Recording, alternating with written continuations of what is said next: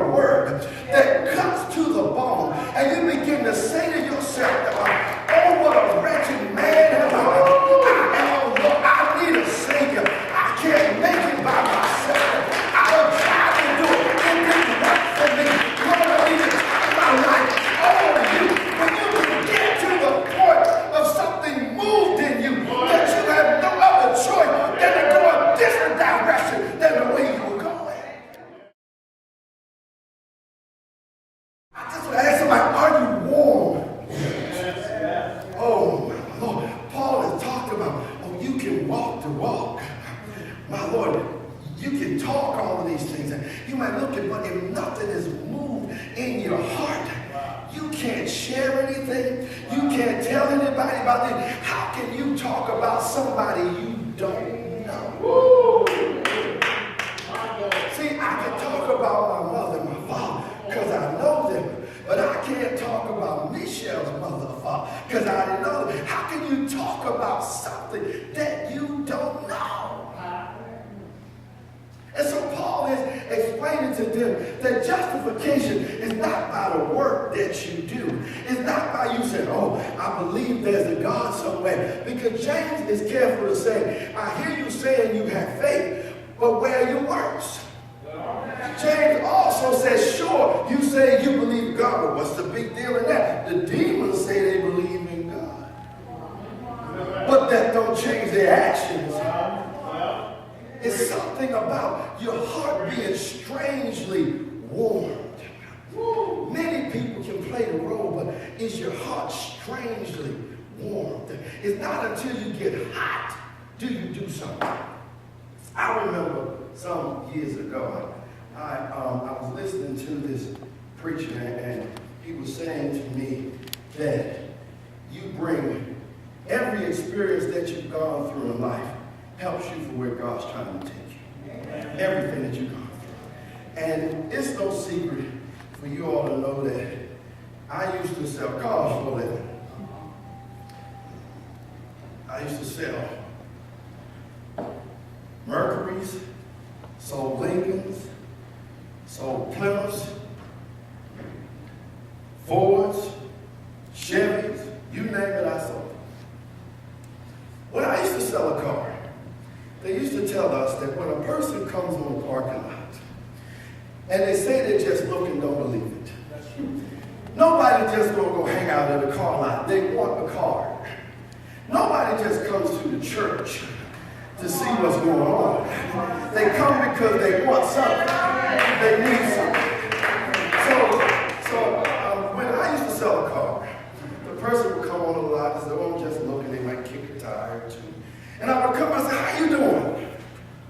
I'm Quentin Wallace. Good to meet you. Your name is, and you get them to tell your name. And you say, what kind of car? Well, I don't know what you pull out a car. Well, how about this one right here? And they said, well, I don't know. And I have the keys in my hand over here. And what I do, I open the driver's door, close it, and pop the hood. And I walk around and say, come on, let me show you something. And I open up the hood and I say, you see that engine? That's 225 pounds of torque right there. Boy, this thing will hit 60 in 10 seconds. They go, yeah. I say, you see these bumpers? 5-mile-per-hour bumpers. If you bump into something, no damage to your car. Yeah. You see these headlamps? Oh, these headlamps are halogen headlamps. They give you more light than the regular headlamp. They go, yeah. Come on, let me show you something else.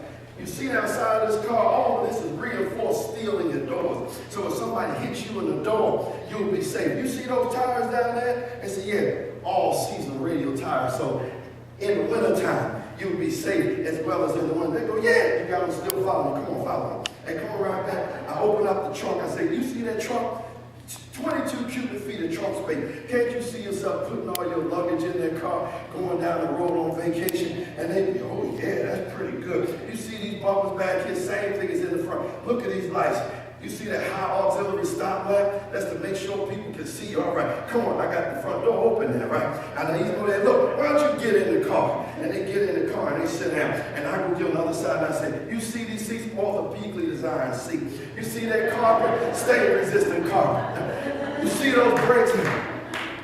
Anti-lock braking system. It's got tilt wheel. You know why you need tilt wheel? so you can be more comfortable driving up down there. It's got 6-way power driver seat, so you can recline this way, you can go that way. And look, and if you need to do something, look, vanity lights up there, so you can do things up there. Oh yeah, and I'm telling you, oh, and look at this, oh, and look at that dash.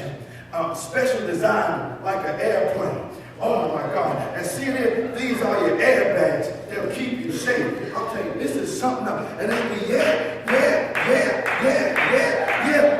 Don't you want to take a ride in this car? They go, yeah, I got the keys. I'll tag in my other hand, stick it on the back, go for a test drive. And when they come back, I'll say, now that you've driven in it, what do I have to do to get you to buy and take this car home today? And they said, well, I know. You said, come on in. I just stopped by to tell somebody. You know all the benefits of Jesus Christ. You know your Savior. You know He will keep you. You know He will protect you. Anytime you come, He will show up. I done gave you all the features. And by the time I finish giving the features and benefits, they done moved from cold to hot. They ready to sign. I just stopped by to tell somebody. Are we ready to sign up today? Stand to your feet and congregation.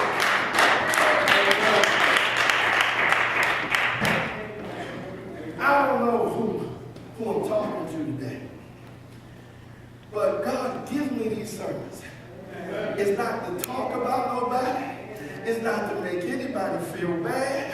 And look, I didn't make it up on my own, but somebody ain't quite warm enough. Somebody, oh Lord, Holy Ghost. Why would you have me to preach such a thing? Somebody just ain't warm enough. You've been going through the motions.